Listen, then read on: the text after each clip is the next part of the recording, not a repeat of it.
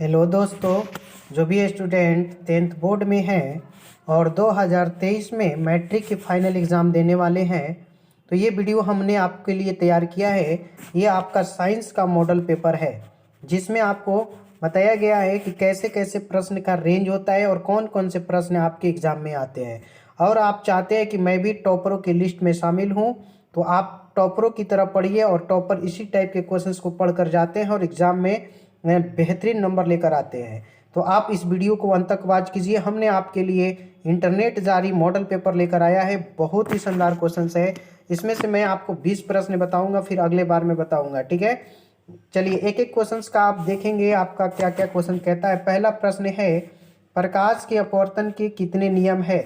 Options आपका है 1, 2, 3, 4। बहुत इजी प्रश्न है, तो इसमें आपका बिल्कुल 100% सही जवाब हो जाएगा। प्रकाश के अपवर्तन के 2 नियम है, बिल्कुल सही है। ये मोस्ट बीबीआई प्रश्न है, एग्जाम में आया हुआ है। देखिए अगला प्रश्न है, ध्यान से सुनिएगा। प्रकाश के अपवर्तन था, ये परावर्तन के नियम पूछा है। तो इसमें आपके ऑप्शन दिया है, 1 हो गया है ऑप्शन, 2 हो गया, 3 हो गया और 4। तो देखिए मेरे प्यारे स्टूडेंट, इसमें भी बिल्कुल 100% आपका सही जवाब, बिल्कुल सही जवाब 2 होगा, ठीक है। अपवर्तन भी 2 होता है और परावर्तन के नियम भी 2 होते हैं। चलिए अगला प्रश्न देखो मेरे प्यारे स्टूडेंट्स, ये देखिए मॉडल पेपर का है ये प्रश्न। रिपीट कर लीजिए, रिवीजन कर लीजिए, रिवीजन में ही डिवीजन है। देखिए अगला है कि सरल सूक्ष्मदर्शी में किसका उपयोग होता है। बहुत अच्छा प्रश्न है। अवतल दर्पण, उत्तल दर्पण, अवतल लेंस और उत्तल लेंस। बहुत अच्छा प्रश्न है। तो देखिए सरल सूक्ष्मदर्शी में किसका उपयोग होता है, इसका बिल्कुल सही जवाब आपका उत्तल लेंस का उपयोग होता है। डी बिल्कुल सही जवाब है। मोस्ट पीबीआई प्रश्न है। चलिए अगला प्रश्न देखिए, 4 नंबर प्रश्न है। कहता है कि जो नेत्र निकट की वस्तु को साफ नहीं देख सकता, उस नेत्र में होता है। ऑप्शंस आपके दे रहा है, निकट दृष्टि, दूरदृष्टि दोष, निकट दृष्टि दोष, जरा दृष्टि दोष और वर्णदाता। तो देखिए मेरे प्यारे स्टूडेंट्स, इसका बिल्कुल आपको सही जवाब हम बताते हैं। जो नेत्र निकट की वस्तु को साफ नहीं देता है, उसमें दूरदृष्टि दोष होता है। बिल्कुल सही जवाब है। अब आप लोग बताइए कि दूरदृष्टि दोष को ठीक करने के लिए किस प्रकार के लेंस का इस्तेमाल होता है, दूरदृष्टि दोष को। हाँ, तो देखिए इसका बिल्कुल सही जवाब आपका हो जाएगा, दूरदृष्टि दोष को ठीक करने के लिए उत्तल लेंस, जिनके भी कमेंट में है ना, बिल्कुल सही जवाब है, उत्तल लेंस का इस्तेमाल होता है, ठीक है। और ये बताइए आप लोग कि निकट दृष्टि दोष को ठीक करने के लिए किस प्रकार के लेंस का चश्मा इस्तेमाल होता है, निकट दृष्टि दोष। हाँ, तो देखिए हम आपको इसका आंसर बताते हैं, आप लोग मिलाएंगे, फटाफट कमेंट जवाब दीजिए। निकट दृष्टि दोष को ठीक करने के लिए अवतल लेंस, यानी ये सब भी याद रखेंगे। अवतल लेंस आपका बिल्कुल सही जवाब होगा, अवतल लेंस, ठीक है। अवतल लेंस बिल्कुल सही जवाब है। और आप लोग ये बता सकते हैं कि जरा दृष्टि दोष, जरा दृष्टि दोष को ठीक करने के लिए किसका इस्तेमाल होता है, फास्ट कमेंट कीजिए। चलिए मैं आपको बता देता हूँ। इसमें देखिए द्विफोक्सी लेंस का है ना, द्विफोक्सी लेंस का इस्तेमाल किया जाता है। द्विफोक्सी लेंस यानी कि अवतल और उत्तल है ना, बाइफोकल भी कहते हैं। द्विफोक्सी लेंस हो जाएगा बिल्कुल, जिनके भी कमेंट में सही है। चलिए अगला देखिए, 5 नंबर प्रश्न आपका कहता है कि मानव नेत्र में, बहुत अच्छा प्रश्न है, किसी प्रकार का लेंस नहीं होता। अवतल लेंस होता है, उत्तल लेंस होता है, डी है, उत्तल दर्पण होता है। बहुत अच्छा प्रश्न है, बिल्कुल ये इसका देखिए, इसका सही जवाब मानव नेत्र में उत्तल लेंस होता है। 5 का सी बिल्कुल सही जवाब है। जो भी इस वीडियो को देख रहे हैं, प्लीज़ आप लोग लाइक कीजिए। डेली आपको 6:30 में लाइव होता है और 7:30 में भी एक लाइव होगा, जिसमें आपको मॉक टेस्ट होगा। आप लोग जुड़िएगा। बिहार के सबसे बेस्ट यूट्यूब चैनल, जिसमें आपको अलग अंदाज में तैयारी कराया जाता है। 6:30 बजे और 7:30 बजे जुड़िए डेली। चलिए आगे बढ़ते हैं। 6 नंबर क्वेश्चन देखिए, मानव नेत्र वस्तु का प्रतिबिंब निम्न में से किस भाग पर बनाता है, कॉर्निया, आइरिस, रेटिना या पुतली। बहुत अच्छा प्रश्न है।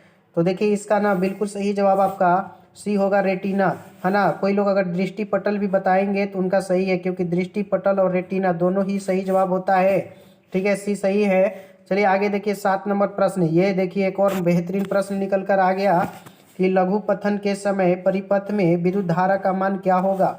बहुत अधिक हो जाएगा, बहुत कम होता है, 3 एम्पियर या 4 एम्पियर।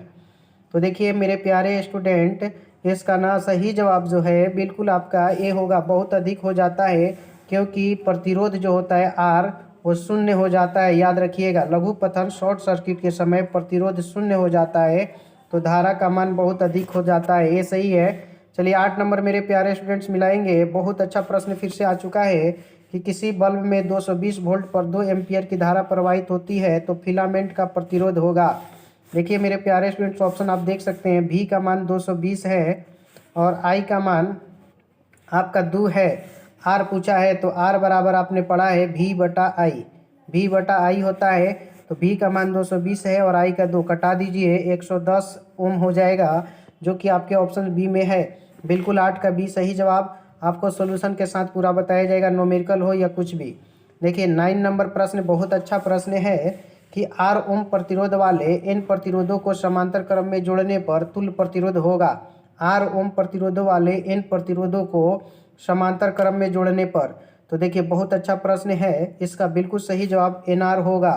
ठीक है, समांतर क्रम में एनआर हो जाता है ना। देखिए समांतर क्रम में एक ही जैसा हो तो एन गुने आर होगा, एन बाई आर, सॉरी है ना, बी होगा। ठीक है, एन आर जो है श्रेणी में होता है, एन बाई आर होगा। 9 का बी सही जवाब है। 10 नंबर देखिए यहाँ से आपका है ना कि पूछ रहा है कि विद्युत धारा की प्रबलता का एसआई मात्रक बताना है। प्रबलता का एम्पियर, वोल्ट, ओम और जूल। देखिए इसका बिल्कुल सही जवाब, विद्युत धारा जो होता है एम्पियर से मापा जाता है। इसका बिल्कुल ये सही है। चलिए 11 नंबर देखिए मेरे प्यारे स्टूडेंट्स, आपको कहता है कि धारा मापने वाले यंत्र को क्या कहते हैं। बहुत अच्छा प्रश्न है। अमीटर, वोल्ट मीटर, कूलाम या एम्पियर। बहुत ही अच्छा प्रश्न है। धारा मापने वाले यंत्र को क्या कहते हैं, बिल्कुल इसमें ए सही होगा, अमीटर। ठीक है, अमीटर बिल्कुल सही जवाब हो गया 11 का ए। आगे देखिए 12 नंबर प्रश्न आपका है कि प्रतिरोध जो होता है, जिसको अभी पीछे हमने बताया है, एसआई मात्रक क्या होता है, कूलाम, एम्पियर, ओम या जूल, है ना। प्रतिरोध का एसआई मात्रक बताना है। तो मेरे प्यारे स्टूडेंट्स देखिए बहुत अच्छा प्रश्न है। इसका बिल्कुल सही जवाब ओम होगा। देखिए ओम का सिंबल इस तरह से होता है और हिंदी में इस तरह से लिखा जाता है। ठीक है ना। ओम जो है प्रतिरोध का एसआई मात्रक है। कूलाम जो है आपका आवेश का मात्रक है, इसे भी याद रखिएगा अगर पूछ दे तो। कूलाम आवेश का है। एम्पियर अभी विद्युत धारा का पढ़े, धारा का। और जूल जो है ना ऊर्जा का भी होता है, कार्य का भी होता है। ठीक है, याद रखिएगा। मैं सबको बता देता हूँ एक एक ऑप्शंस को। चलिए आगे देखिए 13 नंबर, बहुत ही अच्छा प्रश्न फिर से आ गया है कि पवन विद्युत जनित्र में पवन की चाल कम से कम कितनी होनी चाहिए। 15 किलोमीटर प्रति घंटा, 150 किलोमीटर प्रति घंटा या 1.5 या 1500। बहुत ही अच्छा प्रश्न है। चलिए मेरे प्यारे स्टूडेंट, इसका बिल्कुल 100% सही जवाब आप लोग मिलाएंगे। इसका बिल्कुल सही जवाब आपका ये होगा 15 किलोमीटर प्रति घंटा। ठीक है, 15 किलोमीटर प्रति घंटा। जिनके भी कमेंट में सही है। 14 नंबर प्रश्न देखो मेरे प्यारे शेर और शेरनी, कहता है कि निम्न में कौन बायोगैस ईंधन का स्रोत नहीं है। बहुत अच्छा प्रश्न है। लकड़ी, गोबर गैस, नाभिकीय ऊर्जा या कोयला। बायोगैस ईंधन का स्रोत नहीं है। तो देखिए मेरे प्यारे स्टूडेंट, इसका बिल्कुल सही जवाब नाभिकीय ऊर्जा हो जाएगा। सी बिल्कुल सही जवाब है। ये बायोगैस में नहीं आता है। ठीक है, सी बिल्कुल सही है। 15 आपका सवाल देखो मेरे प्यारे स्टूडेंट्स, ऊर्जा का सबसे अधिक प्रत्यक्ष एवं विशाल स्रोत बताना है। प्रत्यक्ष भी यानी दिखाई देने वाला, और विशाल स्रोत कोयला है या बिजली है या सूर्य या परमाणु बम। तो देखो मेरे प्यारे स्टूडेंट, इसका बिल्कुल सही जवाब आप लोग कमेंट कीजिए फास्ट। सी सही है, सूर्य। ठीक है, जो लोग भी इस वीडियो को देख रहे हैं एवरीवन लाइक कीजिए। आपकी लाइक हमारी हौसला अफजाई करती है। चलिए आगे बढ़ते हैं, क्वेश्चन नंबर 16 देखते हैं। 16 आपका देखिए बहुत अच्छा केमिस्ट्री का प्रश्न है। CuO प्लस H2 में किस प्रकार की अपक्रिया है। उपचयन है, अपचयन है या उदासीनीकरण या रेडॉक्स। बहुत अच्छा प्रश्न है। देखिए 16 में देखिए आपका बिल्कुल सही जवाब अपचयन। अपचयन इसलिए क्योंकि ये कॉपर ऑक्साइड में से ऑक्सीजन जो है ना हट गया। ऑक्सीजन का हटना अपचयन कहलाता है और ऑक्सीजन का जुटना उपचयन कहलाता है। इसलिए उपचयन नहीं होगा, इसमें अपचयन होगा। चलिए आगे देखिए मेरे प्यारे स्टूडेंट, 17 नंबर प्रश्न बहुत अच्छा प्रश्न है कि इलेक्ट्रॉन के स्थानांतरण से बने यौगिक क्या कहते हैं। इलेक्ट्रॉन का स्थानांतरण हो रहा है, ट्रांसफर हो रहा है, तो उससे जो यौगिक बनता है उसे क्या कहते हैं। सहसंयोजी, वैद्युत या कार्बनिक या कोई नहीं। बहुत अच्छा प्रश्न है। तो देखिए इसका बिल्कुल सही जवाब हम बता रहे हैं, मिलाएंगे अपना कमेंट। बिल्कुल इसको वैद्युत संयोजी कहते हैं। जब साझा करके, साझा है ना, साझेदारी से जब होता है उसको सहसंयोजी कहते हैं। ठीक है, चलिए 18 नंबर प्रश्न देखिए बहुत इजी प्रश्न है ये कि सोडियम की परमाणु संख्या कितनी है। बहुत अच्छा प्रश्न है। एटॉमिक नंबर सोडियम का पूछ रहा है, 10, 11, 12 या 13। चलिए दोस्तों, सोडियम की परमाणु संख्या आपका बिल्कुल 100% सही जवाब 11 होगा। ठीक है, सोडियम की परमाणु संख्या 11 बिल्कुल सही जवाब है। 11 इज राइट आंसर। आगे देखिए 19 नंबर प्रश्न है, कहता है बेकिंग पाउडर यानी कि खाने वाला सोडा, बेकिंग का मतलब खाने वाला होता है, सूत्र बताना है। Na2CO3, CaCO3, NaHCO3 या NaNO3। तो देखो मेरे प्यारे स्टूडेंट, इसका ना बिल्कुल सही जवाब आपको बता रहे हैं। इसका बिल्कुल सही जवाब आपका NaHCO3, मिला लीजिए। जिनका भी कमेंट में NaHCO3 है वो सही जवाब है, खाने वाला सोडा है। ठीक है, अब लास्ट प्रश्न देखिए 20 नंबर, निम्नलिखित में कौन विजातीय यौगिक है, बहुत मतलब कि सबसे अलग है। ऑप्शन दिया है चूना पत्थर है, खड़िया है, कि संगमरमर है, कि प्लास्टर ऑफ पेरिस है। तो देखो मेरे प्यारे स्टूडेंट्स, इसमें चूना पत्थर, खड़िया और संगमरमर सब एक ही में आ जाते हैं, लेकिन प्लास्टर ऑफ पेरिस एक अलग भाग हो जाता है। इसलिए ना इसका 20 में ना डी बिल्कुल सही जवाब है, प्लास्टर ऑफ पेरिस इसमें से अलग है। ठीक है मेरे प्यारे स्टूडेंट्स, मैंने आपको 20 प्रश्न बताया है इस वीडियो में। उम्मीद करता हूँ कि सारे क्वेश्चंस आपको अच्छे लगे होंगे। एक प्रश्न और बता रहा हूँ, इसका जवाब देना है आपको कमेंट सेशन में जाके।